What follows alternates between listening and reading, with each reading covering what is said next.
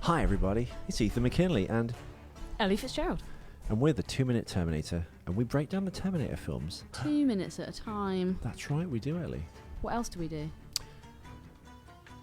We don't make it to the bathroom in time, but we'll cap off that story from yesterday's cliffhanger at the end of this one. Hit the music.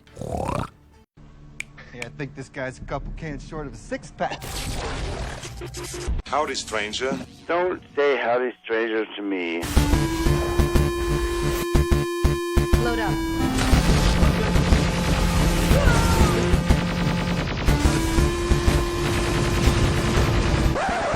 You didn't do the fourth. Thank God. It sucked. Yeah, it's so good.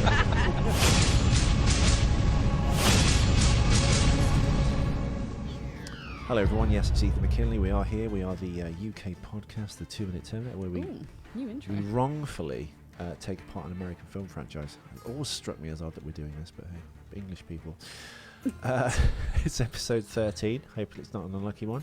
And we go from minutes 24 to 26, the 2 minutes bridging that gap. The clip starts with Jai Courtney jumping and climbing up like a super athlete and not at all a man who's been eating rats in a post-apocalyptic wasteland in the future, up onto a fire escape. And it ends with, is it cool or is it not? I don't know. But it looks, well, alright, it looks cool, but I'm not The sure if it's a T-1000 bad... coming out of the mirror. Coming out of the mirror. Does it look like a bad visual effect for now, or is it? I don't know. But we'll get to that. So yeah, this is again a recreation, sort of the sporting goods scene from But with Terminator a 1. twist. But with a twist.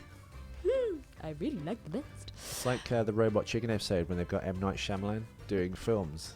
And it's like a normal scene, and then like aliens pretty good. Ooh, what a twist! And it's all through the show. Like What happened to Robot Chicken? Is it still it's still there? on. Yeah, What new stuff? yeah. Bloody hell. I think we're like season 5 or 6 now. I kind of left it at 4, and that was years ago. So. Yeah, I was going to say, Robot Chicken's been going for years. And long may it last. So my first point on this particular 2 minutes, I thought it was very lucky that Jai happened to climb to the right height of a building and smash into the right window to a closed department store, considering he's basically half naked. But it is a film, I suppose. If this is Down that particular alley. No, but I just think if we are trapped in this eternal time loop now, which is what the Terminator franchise has become, for better or for worse, and I think, was it the Ghostbusters guys said they should, or the Back to the Future guys, Scott and Nick said they should get away from this John Connor story now and have like make the world bigger, as it were. I get that, but I don't think they should make any more. I think you should just leave it. Please, just the next film should be leave called it. Terminator Stop. Terminator leave. Hassle of Easter franchise. I don't know, if it's an eternal time loop and everything is slightly different, it could have potentially got into a different store, I would have thought. But, you know, play the ball where it lays. But then how would you get your awesome night kicks? Well, this is the scene they recreate, isn't it? Where Michael Bean's little feet, his little tippy toes, come His down. little toes. They're actually Nike Vandals. They came out a couple of years ago, actually, and they've got I the think Velcro. they're pretty cool, actually. They are cool. I tried How come to you find. haven't got some? I looked for them actually. There is like an approximate kind of thing you can get now, but not in those colours, like the black and silver with the kind of like reflective strip. They just weren't high toppy enough for me. Today I did discover that Ethan's trainers, which I initially thought were a bit rubbish, only because of the big red ball on the front of them. Reebok They Pump. glow in the dark. The soles do. They glow in the dark. Because I was like, Ethan, I didn't think your trainers were green. He's like, no, they just glow in the dark. I was like, I think a kind of loose what? cousin movie to this, because it explores the first film but from a slightly warped and different angle, revisits its own plot like Back to the Future 2. I think my trainer or my kind of sneaker buying habits are all based or informed by that movie, because every time I get trainers look weird on me, like shoes. Don't feel them. It's because Basketball your boots. feet don't look right in anything other than Jeffrey West boots. But that's just my opinion. I know, but you can't wear them every day. But you should. Your feet get sore. Oh, Oh, out of the way! out of the way. Ah. Ethan's poor corns. Well, in this version of the scene, Kyle Reese does in fact get caught by the cops who are searching the sporting goods store. Now, how they're in there already, I don't know, because they see him just go into a random window behind stores. I guess they It wasn't even them that saw him. It was the T1000. Yeah. So how they even know that he's broken in to some random window down an alleyway? There's no alarm gone off. Dialing it back to the first movie, there are cops in the department store that were the sporting goods store then as well.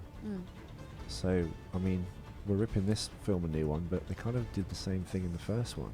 Yeah, but the first one was made how long ago? And weirdly, when he does actually leave the store in Terminator 1, and he's got the shotgun off the cop, and he goes, "What year?" And he kind of takes his gun off him and then takes the shotgun out of the cop car, which is loaded.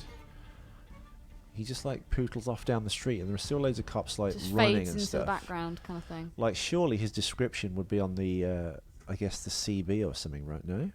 Yeah, but it's dark, and again, he looks kind of hobo-esque, so there's probably many people that matched his description out on the streets. Keep talking, I'm going to plug my phone in. Okay, cool. Well, yeah, my next point was going to be, we see the T1000 Lopan walking very slowly once again through the department store. Again, I feel like these Terminators lose the battle for themselves sometimes.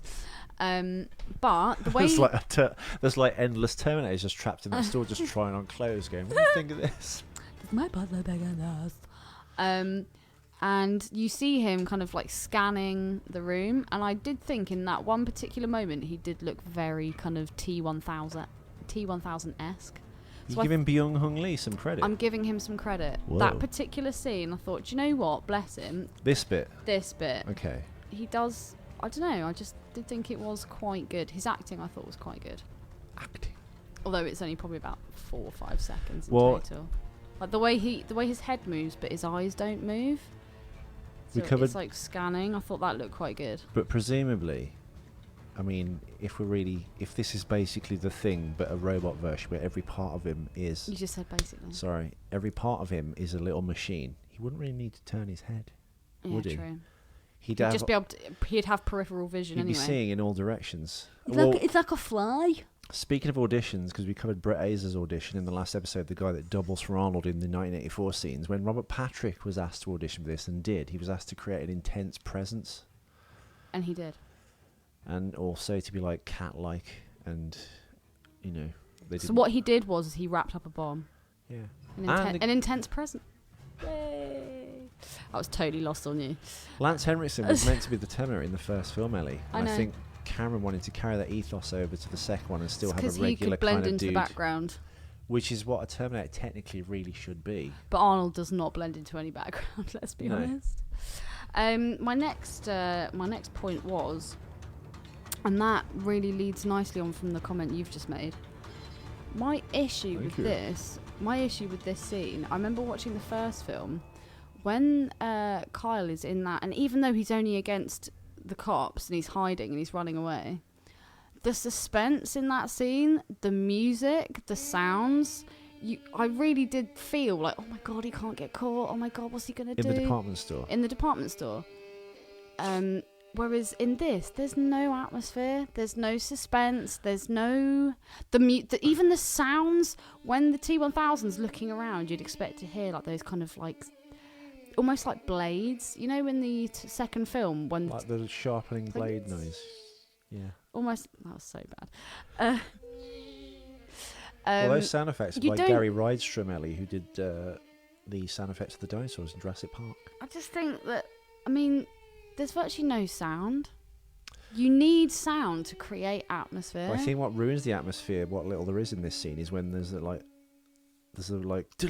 he starts running through the department store and there's like 10 seconds of music which just pops up out of nowhere. Really? Yeah, I don't hear any after music. he kind of careens out of the photo booth when the T-1000 only sticks to like 2 spikes through the wall. Again, missing his head, go through the middle of the That is thing. literally what another point I made. Because if he's a over here and over T-1000 here. from that close, I mean, if he was looking through a sorry, solid yeah, it was wall, the music maybe. then. There's a music then when he gets the jacket on, and there's a music when he doesn't have the jacket on. It's da-da-da, da-da-da, da-da-da. Really misplaced. Yeah, because the whole other scene is quiet, so they could have just kept it quiet and played the tension that way. Or had some really low, tense, slowly building music throughout the whole scene. Also, why the cop's not offended by the stench of his legs, man. Swap your trousers, dude. You're in a shop. Right? I would not put those kicks on with those horrible trousers. But yeah, no atmosphere. It doesn't inspire fear or tension or anything like that. And I think that is a big issue I have with this. One thing they carried on from this as well, they didn't show again the first person perspective, the machine vision of the T-1000. You still don't know how he kind of sees. He just constantly looks like he's a rabbit in the headlights, doesn't he? Doesn't really know what he's doing. Jai's just a mess. You're a mess, Jai. Costume designer Sarah Matheson encountered trouble looking for brand new Nike Vandal shoes that Kyle Reese has to wear in the 1984 sequence. Her search online and other various avenues mostly had second-hand and worn Vandals for sale. For months, she approached Nike with a request of manufacturing that specific pair of shoes, but Nike wanted her to design an ID with an Air Force base. What? Don't get it. Nike wanted to design an ID with an Air Force base. That makes no sense. So, folks, I take these directly, copy and paste my IMDb. If they make no sense, it's not my fault. Keep going. Matheson refused because, being a person with knowledge of sneakers, she did not want to feel guilty of cheating the audience, especially eagle-eyed fans of the first film, who can spot the difference between those two bases. Oh, okay, so basically they tried to palm her off with something called Air Force Base, which is another shoe which is similar. It's a shoe, it's a kick. It was not only after intervention by Paramount that Nike agreed to shut down production, and of manufacturing 25 pairs of Vandals solely for the film, in what is called Matheson's greatest personal moment in this film. Wow. So they were like, no, Matheson, we don't care. You can help us design. No, Matheson. You can have another pair of crappy ones called Air Force. She's like, no. She was like, Paramount. They were like, right, here's my big Paramount movie studio dick, Nike. They're like, oh, okay. Shut down production and make 25 pairs of Vandals.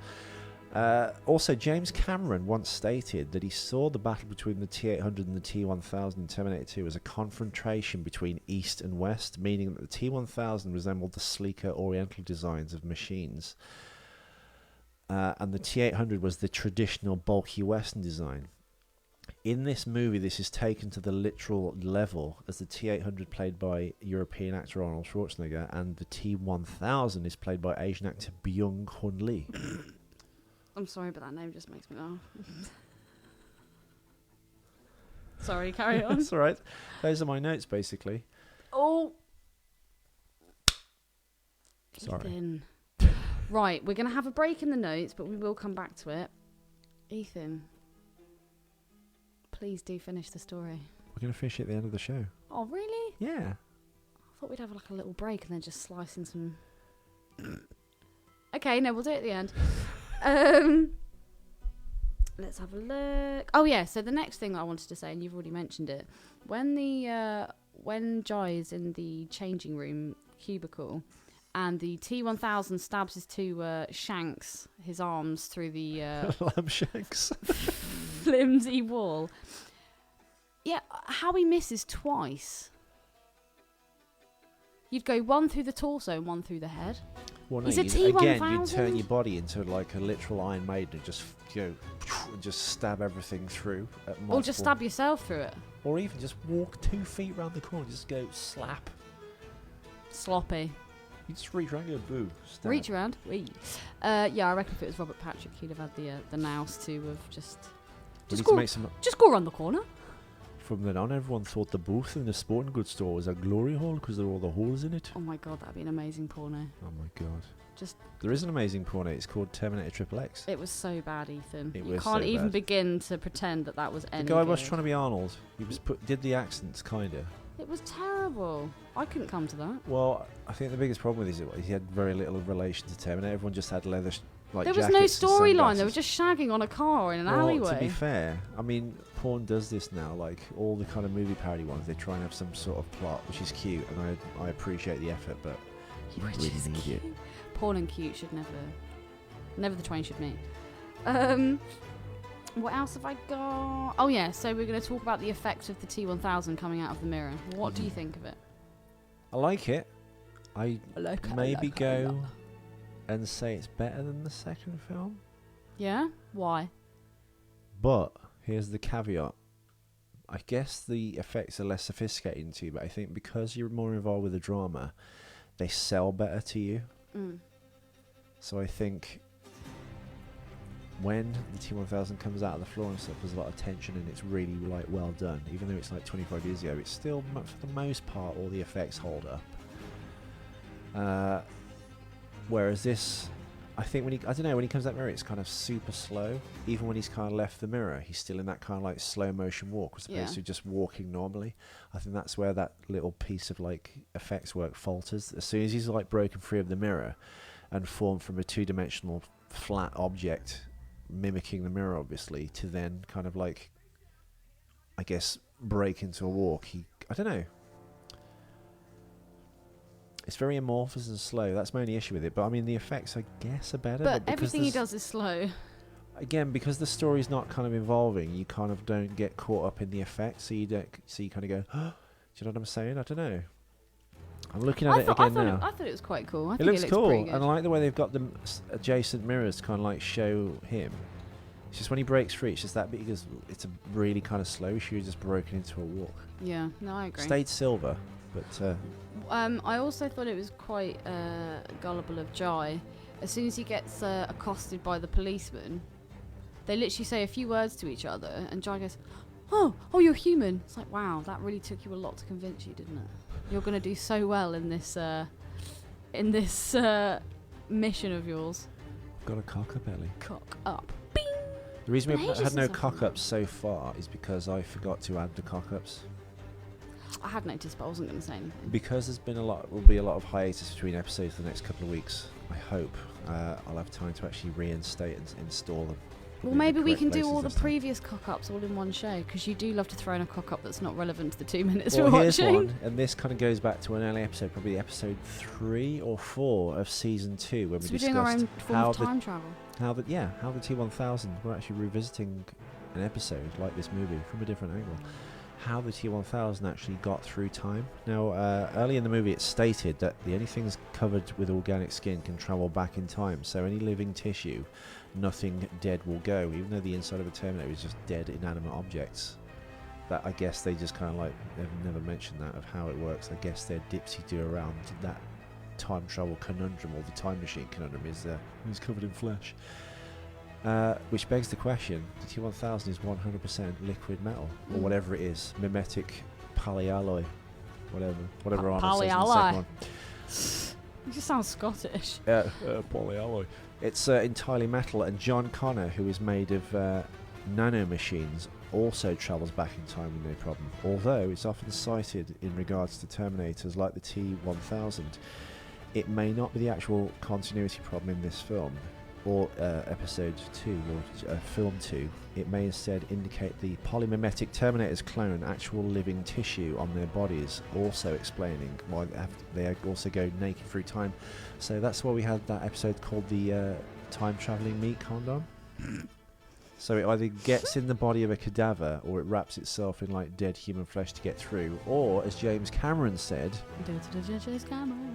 because it's liquid metal and some kind of like weird thing, it kind of, I guess, passes as organic, or kind of like comes across as like some sort of living it's tissue. like a different element almost. Exactly, and that kind of like is the dipsy-do. And the third thing Cameron said was That's just, the loophole. don't fucking ask. It's just a movie. Don't ask. When Kyle It arrives in number sucked. 2, he runs into the T1000 and asks for the year. The T1000 slashes Kyle across the chest, leaving a bloody trail. But later, as we see in this scene, on the same day and later in this scene, when they defeat the T1000 and they have the the T800 chip, they're preparing to time travel in 2017. There is no slash on his There's no chest. slash on his chest. Slash. And the bit you mentioned when he shoots him in the last episode, in this episode, when Sarah shoots the T1000, here we're already traditionally we never have the right car clips for the right things. When Sarah shoots the T1000 after crashing through the store window to save Kyle, she fires 13 shots from Desert Eagle. The pistol only carries a maximum of 9. Ooh, cock up. Bing, bing, bing. Any more? No, that's it for me. Okay, so are you going to finish off your sordid story? Yes. Or should I say soiled story? Basically, No, basically.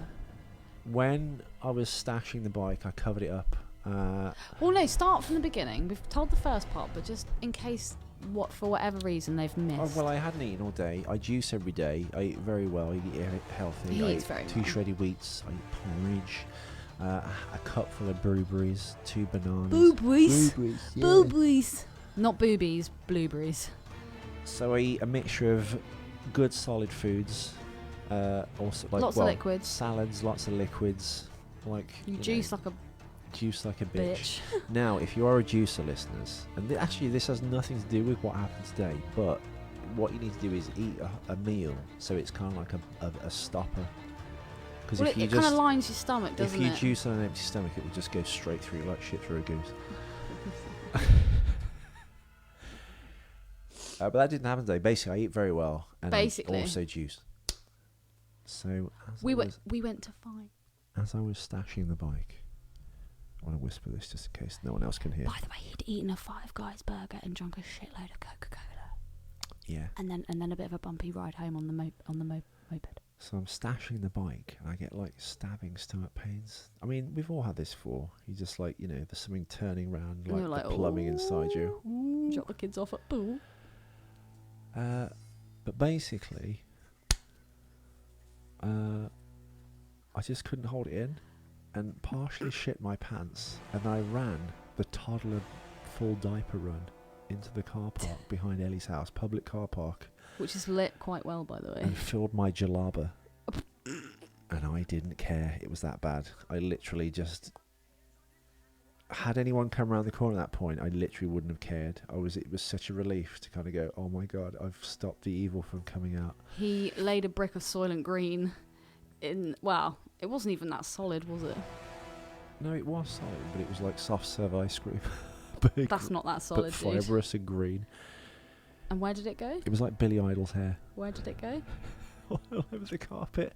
And then there's a nice spot where the turtle's head literally just ground a kind of like a cylindrical punch, almost like the alien, Into his pants. into my pants. Into the gusset. So I then like walked into the house like John Wayne Past all my in housemates. an old cowboy movie, and then proceeded to take my trousers off. At which point, when I took my underpants off, I just had a big drag mark of poo-poo all down my inside leg, which This I is showed legit Ellie. because he actually showed me. So as I was trying to kind of like collect myself in the bathroom and undo this horror, Ellie tried to burst in and shame me. In hindsight, if I just said, right, fine, just look. But I literally did the kind of male... You should have turned around, spread your cheeks and gone, I'm gonna make it after all.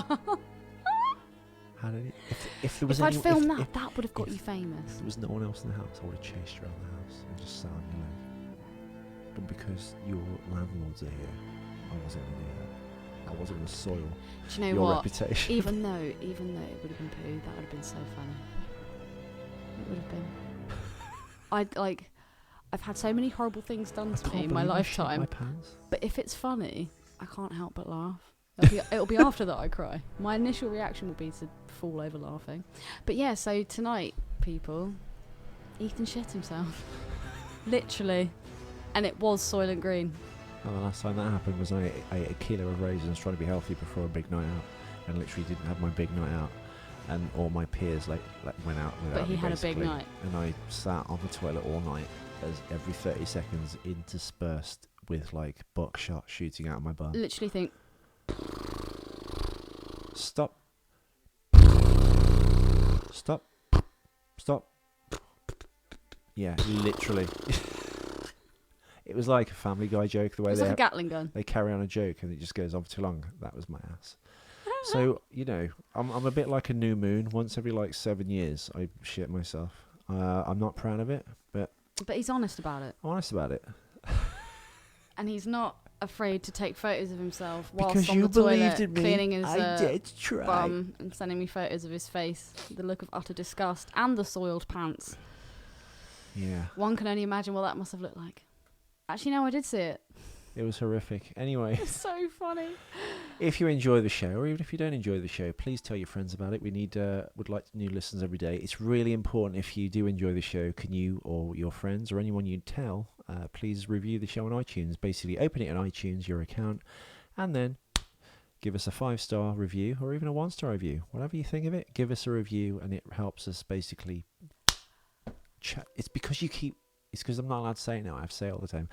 It helps the show grow, and we do appreciate all the support you give us. We love doing this show, and it's fun to do, and it's hard sometimes to do. If you want to see us on the YouTube channel, you can actually follow the clip we're actually talking about as and when we talk about it. So you go to 2minuteterminator.com, or you go to ethanmckinley.com, find us on Facebook, or find us at YouTube. Thank you all for listening, everyone. Welcome to all the new listeners from India and Mexico. Mexico. We're glad you're enjoying the show. You people, leave us a lovely review. Anyway. We digress. Hasta la vista. Bum, bum, boo, boo. Baby.